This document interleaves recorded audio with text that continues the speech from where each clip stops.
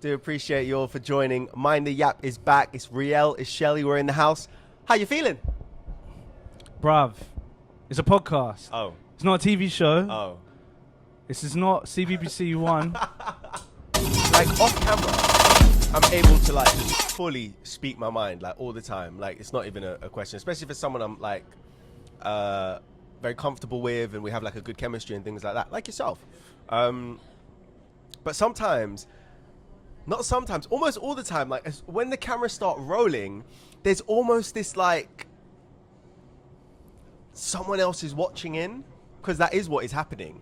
And in some cases, it could be loads of different people, millions of people. It's the expectation to say something important as well and say something meaningful. Every time that I'm speaking now, even right now, I know that I've gone into rant off camera. I would have gone into a full rant and I can keep on going for 10 minutes straight. Yeah. Not stuttering, but I've been watching myself back on these episodes so far, and hopefully I'm going to get better and better. And I've noticed I'm stuttering like a madman. I'm thinking I don't want people to think that I can't speak. So I've made it my mission to try and get all my thoughts out as I want them.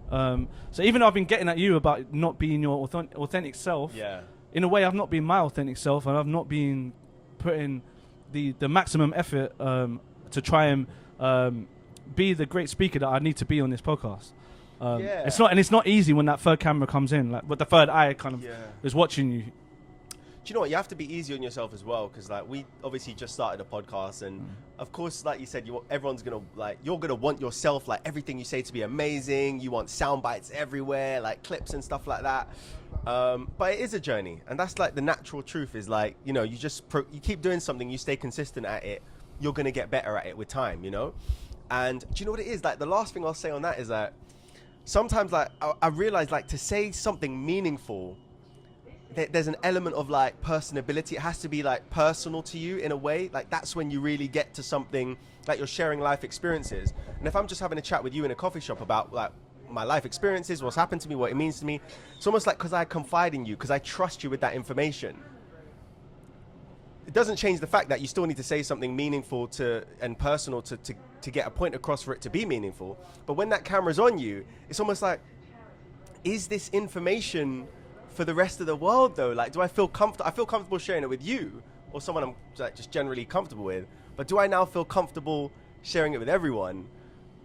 You just think about that a bit more. You know, it's just like, is it for everyone? You just consider that a bit more. And yeah, I think that's probably a journey, because sometimes you see like people on interviews and podcasts and they speak like so freely. Theo Von, right? Theo Von, just you can tell that he's one of the top podcasts in the world right now. He's amazing, yeah. And it's just unbelievable when you compare him to all of the people that are currently in, like, say, the top 20. Yeah. His podcast style is so off the charts wild. We've got literally Joe Rogan at the top. You've got Call Me Daddy. Is it called Call Me Daddy podcast? It's basically for girls. Mostly the market is for women. So in a way, she's at the top of the field for the female market, and for males, it's Joe Rogan. But Joe Rogan hits male, female, everyone. I think it's just there is also a massive demographic of young men that are watching it as well. Yeah, there is. Yeah. But when it comes to Theo Von's style, he's something else. He's something else. He's something else. Yeah, he is. Do you know what it is with him? You can tell he just says exactly what comes to his mind instantly. Like, or sometimes it doesn't even feel like he's thinking or he has any trail of thought. It's literally just he's going, and he's so like what he says is so based on like his emotion, truth. Like when you're just so truthful about something, you almost don't need to think. It's just a part of you. It just comes out, you know. And that's what I can tell with him. You know, his stories are so like vivid and like do you know? I think he likes that. He likes the aspect of like just telling it how it is. You know, like that's almost part of his humor. Yeah, like it's not easy trying to say the right thing all the time. That's the difficult part of this podcast as well. Yeah. Is you're trying to get the right words out, not stutter, and then also you're not trying to say something that is so inflammatory that it's gonna just piss everyone off, because that's not the point as well. When I say things that have been inflammatory, sometimes people get this idea that I'm trying to piss them off, or I'm just trying to be controversial. One thing I noticed I know that you say that you're not like reaching for controversy, but what I do notice in you, just like in our general friendship, like you do like to challenge people, and I'm not always sure that you like to challenge them because you just solely disagree with them, there's almost something in me that I feel like you like to challenge people just for the sake of it, and just like offering like an alternative perspective, or maybe even broadening their perspective with another opinion. But that does seem to be something that you enjoy doing, and I can't always tell if it is just genuinely because you disagree with them. Yeah, it has a little bit to do with my upbringing. I think in the way that we talk, unfortunately, in my household. How do you talk? It's very combative. Right. Yeah. From the get-go on everything. Yeah. So that's always been in the mix. There's a lot of competition, a little bit, isn't there? Competition rolls into it, but I mean, I've got older sisters as well, so it's not not just competing with them. It's more. It's just it just stems from getting your point across. You kind of have to be a little bit combative in order to just get anything across. So there's that, but often I think people like yourself, you will try and maintain this real nice level of vanilla. I think it's like everything's got to be this, and sometimes it isn't that. Do you know what? Why don't we just objectively look at something and say that isn't so? You want the truth? All right, that is a part. Are we gonna get the truth finally? It only took you No. Well, on the third podcast. All right, that's quite I'll good. tell you actually. exactly what it is. I mean, you're going to tell me what you think, but like, just because you tell the truth, like, even if the truth has to be like quite harsh, because there's, when there's a truth, right, and there's just no other way to say it than exactly how it is in your head, I had a situation like that recently where I had to just tell the truth about something, like, very honestly, and I thought, might be a bit hurt the feelings a little bit, and I really learned in my own harsh way that you're not always going to be like revered for telling the truth, like sometimes you expect, like, I was so honest, and even though you might not want to hear that, the fact that I was so honest, you're going to be like, well, thank you for being honest with me at least. No. Sometimes you tell the truth and you're expecting like an applause, and they just come back at you. No, but I didn't, you're right, I didn't share it, but I don't really use social media like that. Bullshit. I didn't like the episode. Motherfucker. I didn't like the episode. How can you even say that with a straight face, bro? I didn't like the episode because I felt you didn't like the first episode either. You didn't share that. I liked the first episode. Then why didn't you share it? I did share it. You didn't share it. I honestly forgot to share that one. You didn't forget to share shit. Come on, be honest. Wait, this is the thing about lies and truth, yeah? If you told the truth right now, how much trouble do you think it would arise from this? No, I'm telling you the truth. Do you think there's no way back from it? I'm telling you the truth. The first one, genuinely, I forgot to share it. I was so busy, I genuinely forgot to share it. The second one, I didn't like the episode. I didn't like me in the episode. You guys were great. I didn't like me in the episode, so I didn't share it. That's the truth. Because Jordan Peterson, I don't know if you read his book, any of his books or any of his stuff. I haven't. And one of the things that he said... I've watched his interviews, but I haven't read the book. I haven't read the books. I know he does 12 steps to... Isn't it 12 something of life? 12 rules of life. 12 ruals of life. Yeah. I think that's the one I listened to recently. I say recently, it was about 6 months ago. I was doing it through the audio podcast. Not audio... What's it called? Audible. Audible, yeah. Which is a good way to get through a book if you're just walking and stuff. So, the main thing I got from that book, like, because there's just so much stuff, but the main thing I would say I got from it was he says tell the truth, and how important that is. Yeah, working on that. Because I told the truth the other day and got mash up for it. So, real life, you can't just, say, yeah, man, look, listen, let's be cool. Some people are like cunts. Like, that's the be all and the end all. I found that in life, I think, because when I've looked at trying to be blessed to some people don't want to be blessed with you. Some people actually, they genuinely just don't. They actually just genuinely don't like you, and sometimes I think that's almost to do with like some pheromone shit, like if you walked into a room and you just know that person doesn't like you, or the gym, man. Sometimes there's always this one person in the gym, yeah. I feel like this is like a universal thing. Only reason I say that is because I see the memes all the time. That one guy that you have beef with at the gym, but you've never said a word to each other, that kind of thing. Yeah. Sometimes I feel like you just have that look with someone a little bit, and you don't know why they don't. But you're right, like not everyone wants to be blessed with you. We're all animals, man. Whether I don't know if you believe that side, because religious-wise you might believe we're not animals, but we're all animals, and I think there's some part of us that picks up on a smell that we emit, or like when you're not supposed to hang around with that person. Something's not right. Like the way if you can't put certain cats with other cats, they just won't get along. There's something that with the humans as well. I think when you go into a gym and that you're all sweating and shit, you smell that person immediately. Like that's danger. I don't go near that person. That's off. Based on their vibe or. Yeah, but I think it's something deeper. Scent. I think it's deeper. Before you think it's vibe, but what's actually happening is that you're picking up on their senses, on their smell. Honestly, I think that's got to be it. Okay. If everyone is universally in a gym not liking one guy for no reason, he doesn't even know why he doesn't like that person. Right. Maybe okay, so you think it's deeper than okay. So what someone might call a vibe, you're saying we're calling it that, but it's like rooted somewhere way deeper than that. Agency worker for years and years, I got treated awful everywhere I went. How can they treat you bad, man? You're like Mr. Positive. Not okay. Maybe I'm going too far awful, but like the hospitality culture, mate. You see the memes on Instagram every day of like the environment hospitality workers working and stuff like that. Like hospitality in terms of working in restaurants, like as a barista making coffees, things like that. So you know, like as an agency worker, you work for the agency and the agency sends you to different places that need help or whatever for the day, for the week, whatever. 95% of, you could almost say that 95% of the managers I met were like the same people. Literally, they were like just different,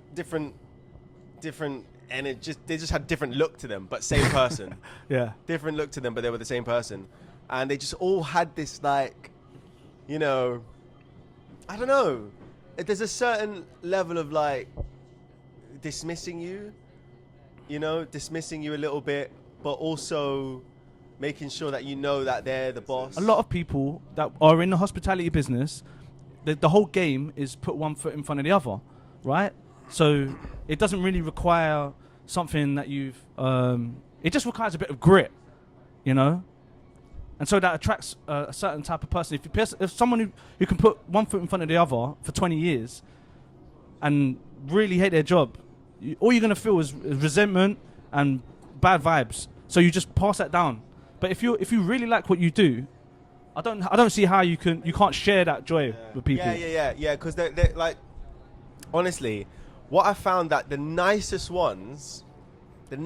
people that I met in hospitality, managers, supervisors, whatever it is, like a team leader, things like that, they all gave me this energy, this vibe that they were quite comfortable within themselves, like just happy with themselves, like content, like just almost like taking things day by day. And that's what I got. Like I'm trying to like riff off and make it sound all pretty and stuff, but what I'm saying is they were just very happy. They seemed to me to be happy with themselves and happy with where they were in life, you know, and didn't have this like need to impose a power or authority over me.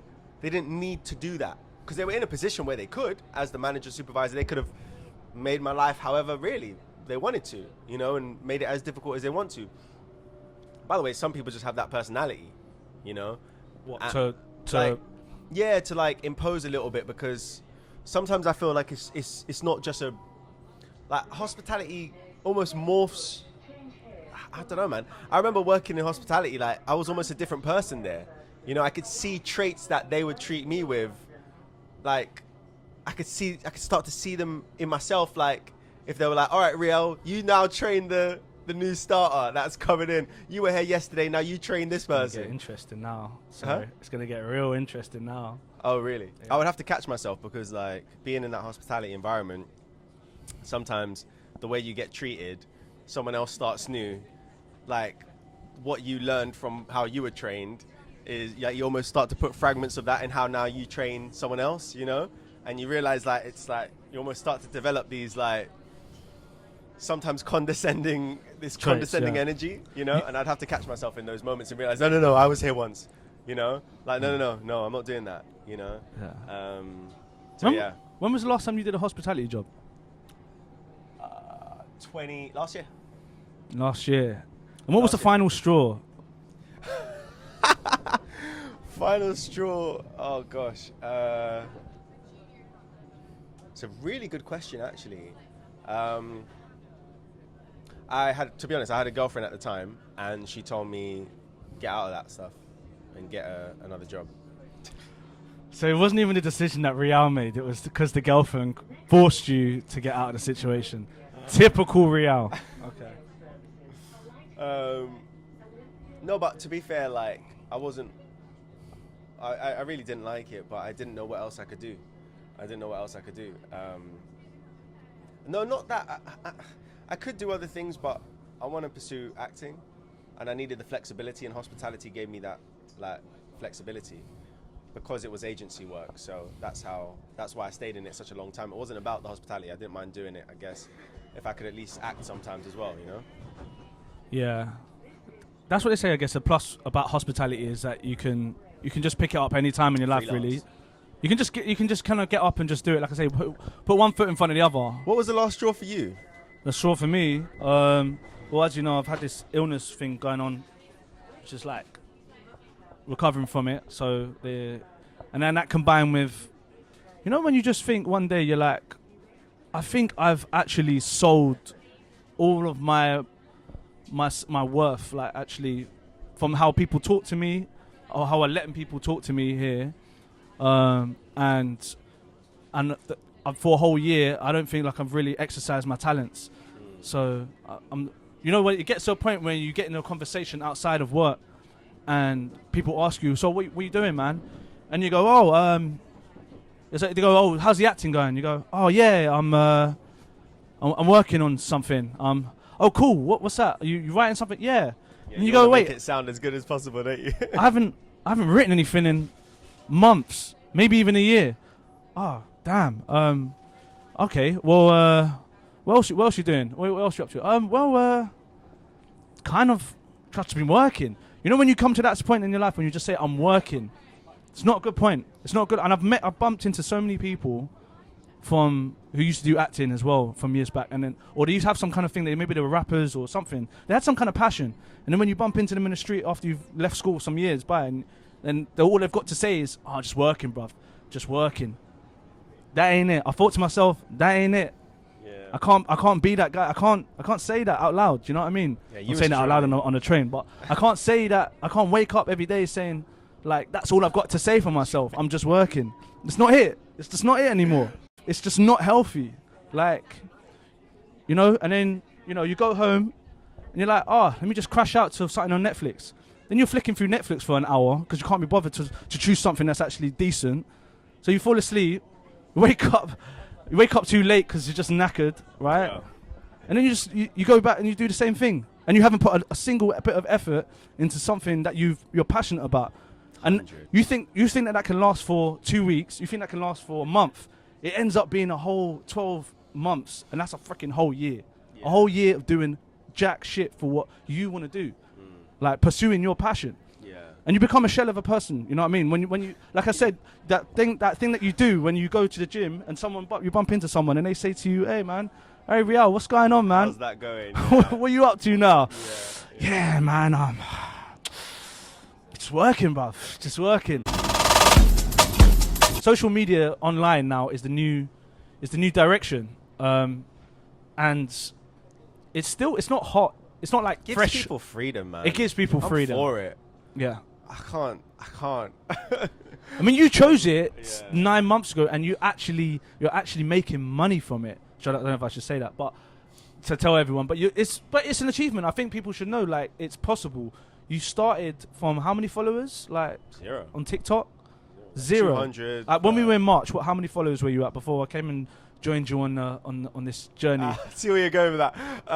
So this is down for the. This is down on record now, so you can't run away from it. When you joined me in March, oh gosh, I don't know, like a couple thousand, nothing, maybe even just about 1,000. I don't know, something like that. And within 9 months, you've gone up to 40K. Yeah, now, less than a year. It's pretty crazy.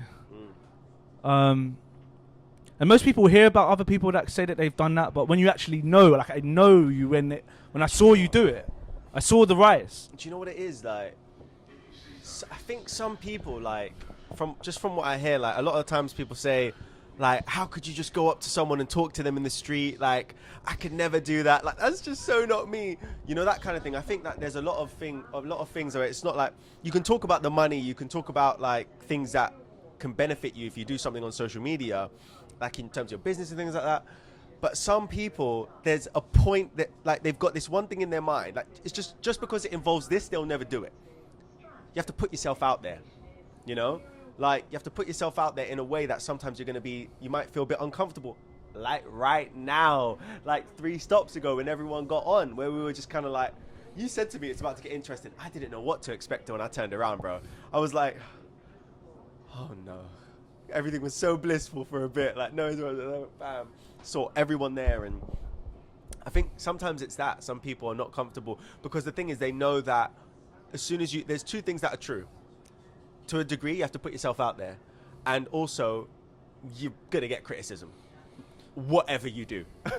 You know, and that's something I need to take on board myself, because I can be as, you know, like safe and calm and, you know, cool and try and think about everything. But you get criticized regardless. And I know that.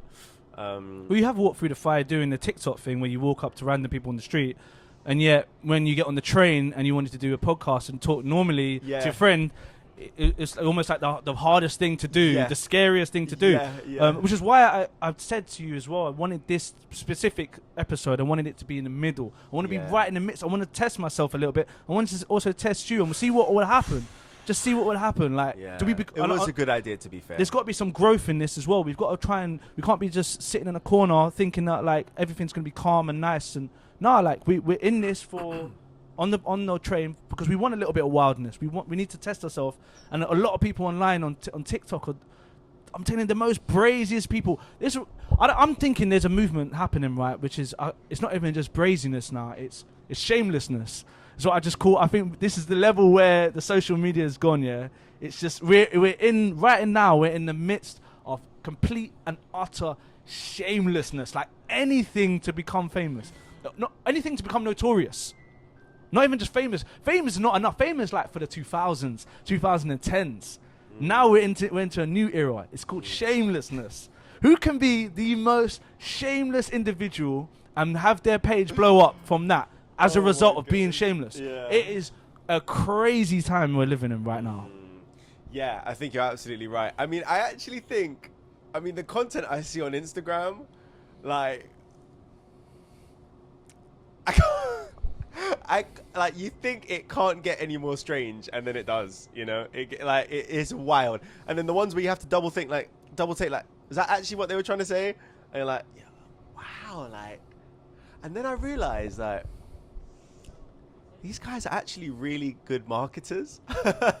No, but in a way, they are. You know why? Because sometimes I'll swipe and I'll see their page and check like what they're about. You know, like. They'll do something. If you swipe this way, or something like, if you swipe this way, Instagram's added this new feature where you can swipe right. And it was actually true. And it was the first time they just did it. Yeah. Swipe to the left, and you can view someone's profile. That is a whole, that's an interaction for them. Right. Imagine, that video went viral. A couple million views, you know? Because everyone was checking out their page because we had just learned that if you swipe to the left, you can now view the profile from Reels. Okay. You know? Yeah, and I got caught in that. I was like, whoop, interaction for them. You know, engagement.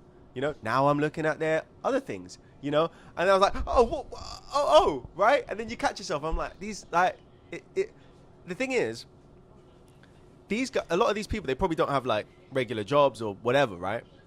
And fair enough. They're investing maybe 6 to 8 hours, maybe even more a day into social media, right? So like they're giving their time what they would usually do in like a regular job or a hospitality, and they're putting it in something that maybe they enjoy. Because that's the thing with social media. You can do so many different things and you have the creative freedom, you know? And I think that's why a lot of people are choosing social media, because you have the creative freedom and the general freedom, you know?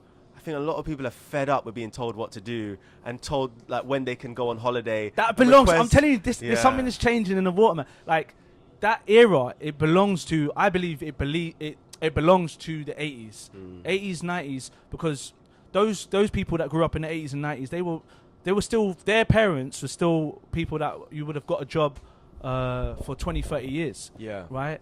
But this new generation that's coming in with the social media, like something is changing. People don't want to work anymore. People don't just want to work as well for the set wage.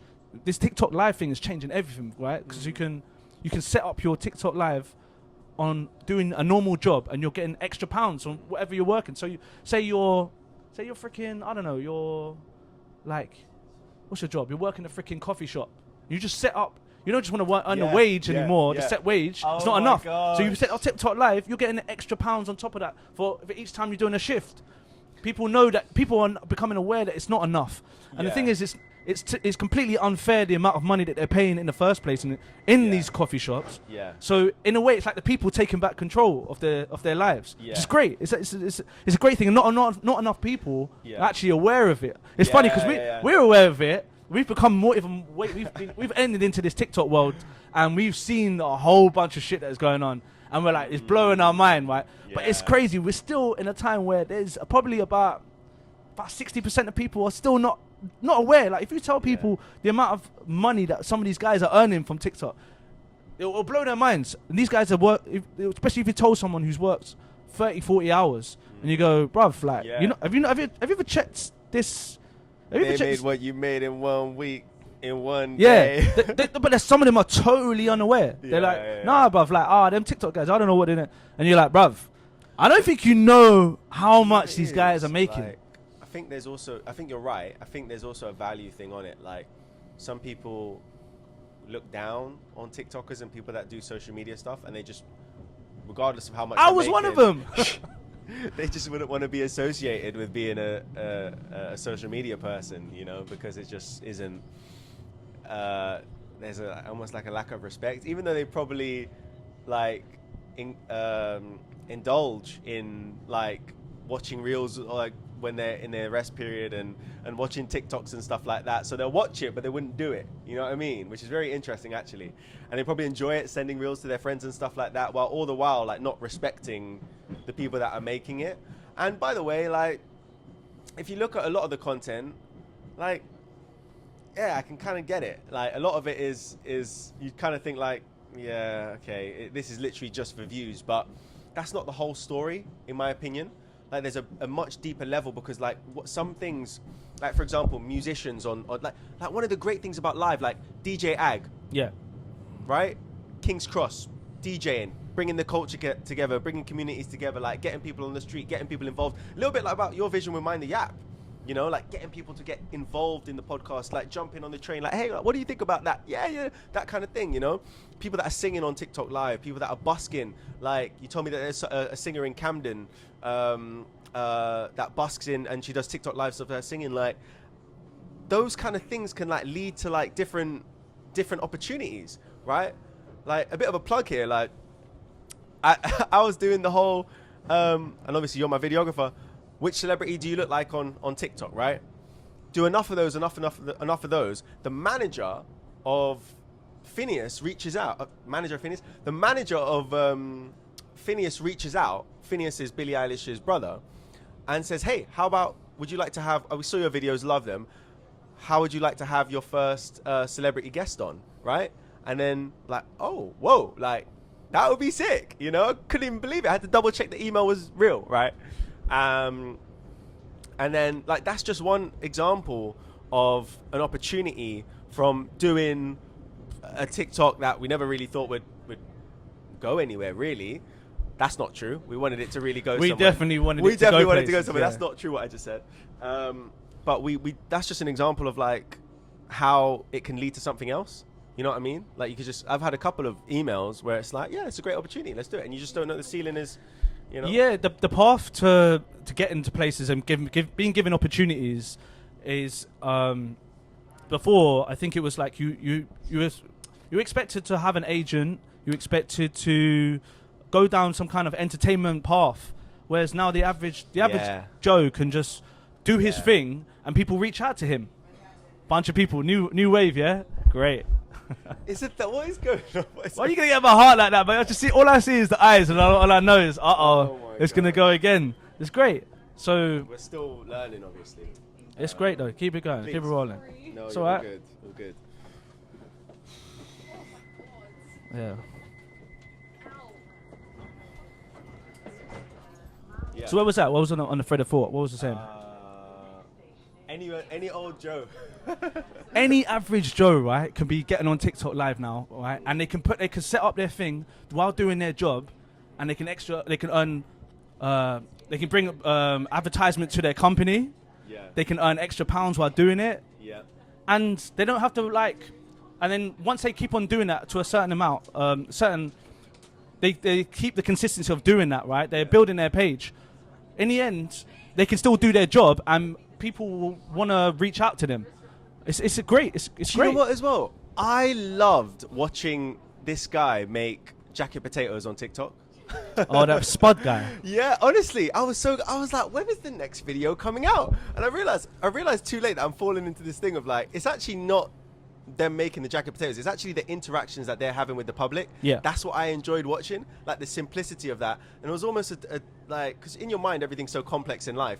And it was like, that was a piece of simplicity that I needed in my life at that point to just be like, oh, yeah, that's nice. I do wonder about the longevity of that, though.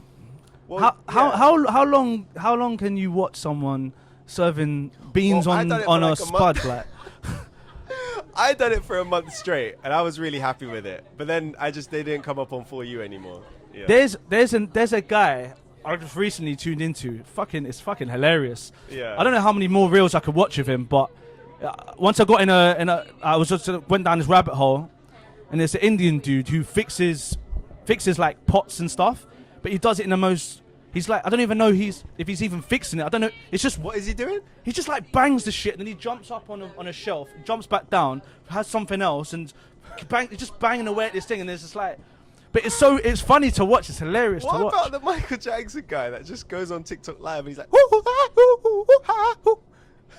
that guy was pretty good though. Yeah, I can actually give ratings because he can actually do some Michael Jackson moves. I was trying to figure out, was it like, is that live? Or is it like an automated setup screen? That I don't know. I think it's live. No, because he reacts to the thing. Ow! Ow! And he'll go, and he'll do that as many times as they press they send whatever. Yeah. The best one right now that they're doing is the Spider-Man guys. Have you seen the Spider-Man dudes? I actually rate these guys hustle because you can see they're young. They look about 18, 19, right? And they've all in Spider-Man suits. They're completely. It looks. I mean, if you saw this in real life, you'd be like, bruv, what are you doing with your life? Spider-Man suits, but they go to like a car park in America somewhere, yeah? Yeah. And they're in like a car park, and there's like 3 of them, and they got the tripod set up, and they're all doing this TikTok live, just basically hoeing themselves out for whatever they're doing on this TikTok live, yeah? Just doing NPCs, that's it, the NPCs. Oh, yeah. Right, yeah. But they all, was it storage? Battery. What's it saying? Yeah. Oh, it's Spider-Man. Spider-Man dudes, Go man. on, yeah. They're killing it. And they look like they're hustling. And they're trying to make money, and people will forget about them in about a year or so. So these guys are probably they're probably making bank. They're not in them car parks. Them guys are not in a car park doing that together every night for no money. They're definitely out there making untold amounts of money that like, and everyone online is just like, bruv, when you see the comments, you're like, they're all saying, you lot need a job, or you lot need to do but realistically, them guys are making bank. Yeah, I think that's it. Sometimes you get to a point where you're making so much money consistently, you don't have to be told what to do by a boss. Everyone's laughing at you, but you're laughing to the bank, and yeah, that's a really interesting one, because I think there's a point where you're making so much you don't care what people think, and actually you implore comments and like kind of hate comments and stuff like that, because I think some people make that kind of social media stuff because they want the comments, right? It's almost like rage baiting sometimes. But that's the way it works at the moment. I don't know if things will change in the future, but the door is so wide open in terms of what you can do to get likes. Yeah. It's almost too wide open because some people are just on some madness. There's even people are coming up with fake sketches. Have you seen these ones? They've come up with like fake scenarios. Say there's something like someone being racist on a train or something. They'll act like they're doing, like someone is being racist to someone else on the train, and they'll film this whole thing. They're just all actors, and they're like, and then under like, it, what would you do? It's like, something like, it's a bit like, what would you do? But it's like, what? you don't. The thing is, there's nothing at the end of the video saying, "Oh, these are actors," there's nothing in the. That guy doesn't pop out like you're on ABC at the moment. Yeah, so none of that. So you could actually think that bare people just thinking that these are real life people doing this. So you're just thinking, what? So these guys now making millions of views off of this. Yeah, but that's it. Because they're doing it in a way where it's like almost real life. That's probably how they're making their money, how they're getting traction, because they're just kind of doing it, filming it, and leaving. But that's what I'm saying. Is that right though? Are you gonna? No. You've opened a door to people who are using this utility. Like you're making content that is just so. It's not helping people. Like, and it's not even entertainment anymore. Like what? It's this new thing. Like I said, it's this new thing that we're in right now. It's degenerates. Like we're in the season of degeneracy. Like you can just be completely and utterly like degenerate in the content that you make, and it will still get views. As long as it gets views, that's the be all and the end all. And something I think that's where social media needs to change. There needs to be some kind of, I don't want it to be regulated, but I feel like there needs to be some kind of way in which they can start to stop people from acting completely degenerate. You know what I mean? Do you think everyone's? I don't know. Yeah, I definitely agree with you. I just sometimes wonder why the algorithm favors these kind of content. I mean, this kind of content, it's like, it is really, like, some of it is very meaningless and adds no value. But I guess when I see them, no matter how silly you think it is, it's got a bunch of comments and a bunch of likes. And yep. People it's the first 3 seconds. Yeah, that's what it is. The hook. You got caught on the hook first 3 seconds, and you had no control of it because your dopamine hit, and you kept on watching. Yeah, true. Yeah.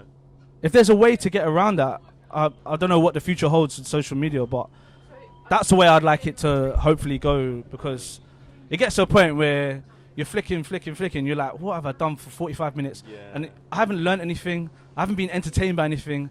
I've just had my mind rotted to the core with just complete like insane reels of like, what am I even watching anymore? Yeah. You become a complete zombie. Yeah.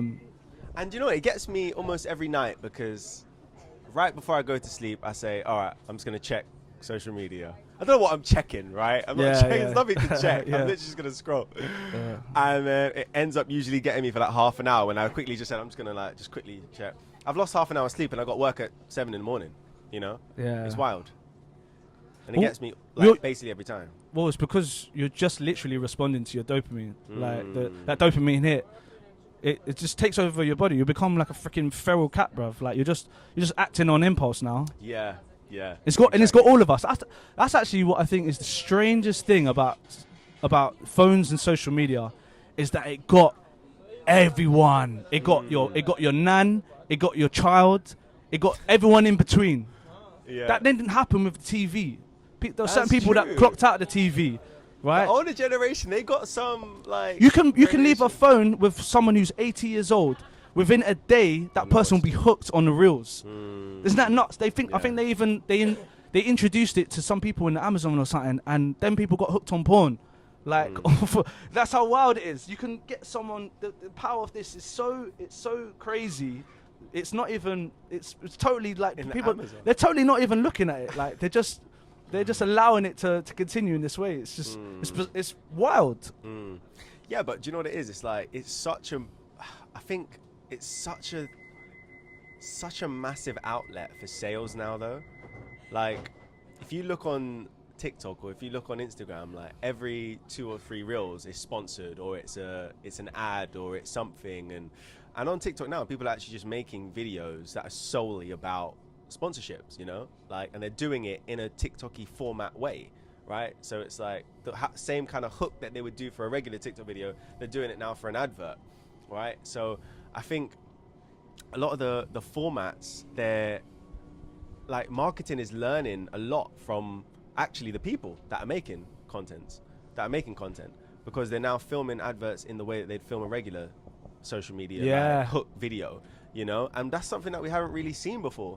Even me, you know, when I do an ad, I kind of implement a little bit of that TikTok energy into the ad, you know, because that's like clients or brands are getting in contact with creators because of how they understand and how they know social media, you know, and how they know how to work it. They know how to do the hook, the retention, things like that. So it's really interesting what we're seeing, this new era right now that's happening, you know? Yeah. Yeah, like you say, an advert is not even, it doesn't even have to be like the traditional advert. No one's paying attention to that anymore. That's what it's mad. Like, yeah, no one's paying attention to that. I don't really like watching, like, compare the amount of adverts you've seen on TV to the amount of adverts you've seen on social media, right? What YouTube are doing though, I mean, you get like 3 ads back to back. Yeah. You know, it's wild. That is pretty mad. I should just take the 30 days free, man, honestly. The TikTok ads they're pretty effective, man. I ended up buying, I think, couple things from the TikTok thing. Same. I don't know what was so powerful about it. Yeah. I think maybe... Do you know what? It's got its own... Do you know what it is? I feel like a member. Like, I feel like a member. I feel like a member of TikTok Shop, yeah. I've only bought like 3 things, but I bought something. You but know? how many adverts do you see on TV? It feels you like don't buy eBay in an app, within an app. It's a what? Sorry? Would you say it's within an app? It feels like eBay within an app. Oh, you know? okay, yeah. Just feels like just very easy access right there. It's right next to the homepage. Bam. What do I need? Protein bars. You know, it's kind of cheap. You know. Also, there is a literal literally less steps to buy a product. So it's clickety, click, and you bought it. Whereas you watch an advert, you got to have that in your mind. You got to go all the way to the shop. Then you got to remember that it's got to come up in your subconscious when you're going through the aisle. And then eventually you got to go and pick it. Whereas you see the TikTok advert, it raises your dopamine levels. You think you want to buy it. You want to buy it so much. You click, you bought it. Exactly. There we go. So already done. And also the creators, like brands are reaching out to creators that have a lot of traction, that have a lot of followers. So imagine now you've got like a favorite creator that you love watching their content, and they now tell you buy this in the same formatted way that they've done all their previous TikTok videos. It's like more likely to appeal to you than like the CEO of that company coming on and saying, my name is da-da-da, I created. We don't know you. We don't have an emotional connection to you, you know? So like if you're following a creator and they come out with the same energy, same style, saying, I've been using this, might just speak to you. And a lot of the time, these brands, they reach out to certain creators because they've kind of vetted them and seen that potentially their kind of audience and their kind of content matches the product that they have. So giving it to them and having them, showcase it to their audience is well matched, you know? So they're more likely to buy. And then, again, like you said about, you have to go to, like, if you're watching an ad on on TV, you have to remember it. You have to then do something after, you know, you're probably just waiting for your show to come back. You always got the adverts on in the background. And there's nothing really personal about that. Yeah. There's a personalization, it being right here on your phone, and the fact that if you click this link right now, you get 25% off, you know? Like, there's an incentive to do it right then and there. But also, there's this added thing as well. It's like their phone's always listening to you.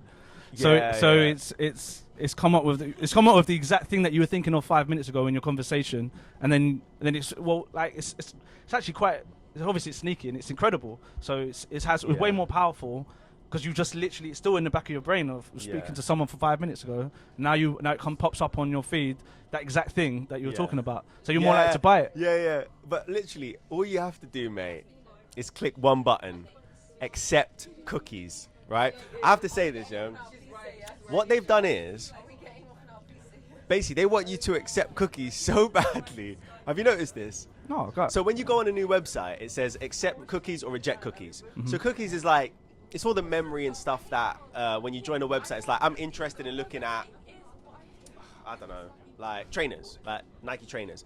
I visit Nike to look at their trainers, and I hit accept cookies. When I hit accept cookies, that has now stored the data of the website that I'm browsing on, and it's telling the data in the computer, this person's interested in trainers, right? I've accepted the cookies. Or to accept the cookies, all you need to do is click accept.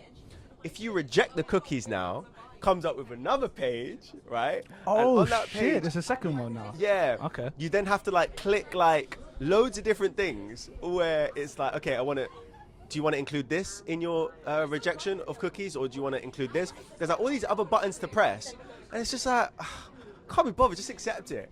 You know, just because they take you to this another page, and then there was another one where I was trying to read this article. This is the craziest one. So it was either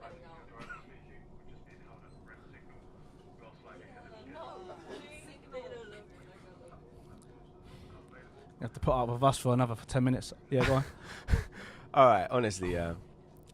When I visited that webpage, it was a news article, and I either had to accept the cookies or I had to pay to reject them. Cooked. Absolutely. You had to pay to reject? Yeah. It was like, either you accept these cookies and we're going to take your data and give you all these ads, or you can pay a $5 and you can reject them. Whoa. That was it for me. That's a new level. I've never seen that before. From that point, I was cooked. I was like, oh, they've got, honestly, mate, honestly, you haven't been taking note of it. When you visit any website you visit, just see, because you probably always accept it. If you go to I've tried to reject. There's a few times. Exactly, I'll put my foot down and say, I'm going to reject this. Yeah. And then sometimes you kind of can, but they're implementing more pages for you to deal with, so you can't be bothered with the hassle. You just accept it. Do you ever get the thing where it says, do not tick box? Do not tick box or some shit? I got that today. But I swear to God, it used to say, I swear to God, you just used to say, tick the box if you do not want to receive. Now it says, do not tick the box if you don't not want the want or not. Like, you're like, wait. So what am I thinking about? It's not like they've totally done that on purpose. I literally got that today. That was the first time I seen it. Honestly, it was like, we want to send you emails and send posts to your house and everything like that. And it was like, do not tick this box if you want to opt out. No, tick this box if you want to opt out. But it was the only box to tick to say you wanted to receive it, you know? I was like, what? What? Who's writing this shit? Do not send stuff to my house. Yeah. No, it's real smart, man. Yeah. It's good. It's brilliant. It's brilliant. They make it so confusing and difficult. And then obviously in the terms and conditions, deep within whatever, there's something that says they can do exactly that. So, yeah. Baffling. Yeah. Baffling. It's not, but they're just getting, like, literally what I've realized is there must be such a massive value in having your name, your email address, your phone number. Oh, it is. It's the most valuable thing right now, currently. Yeah. Your data is literally sold to companies. It's whatever it takes. I'll give you free this, I'll give you free that. Just give me your email address, please. So there's a massive thing in it. They want to market to you. And do whatever. So that's right. I don't know. Mind the Yap. Mind the Yap. All right, guys, we've got 2% battery. It's been Mind the Yap. Riel, Shelley, join us next time. Peace out. Mind the Yap. Thank you for minding your business. Thank you for minding the Yap. You had to do it, man. You had to do it.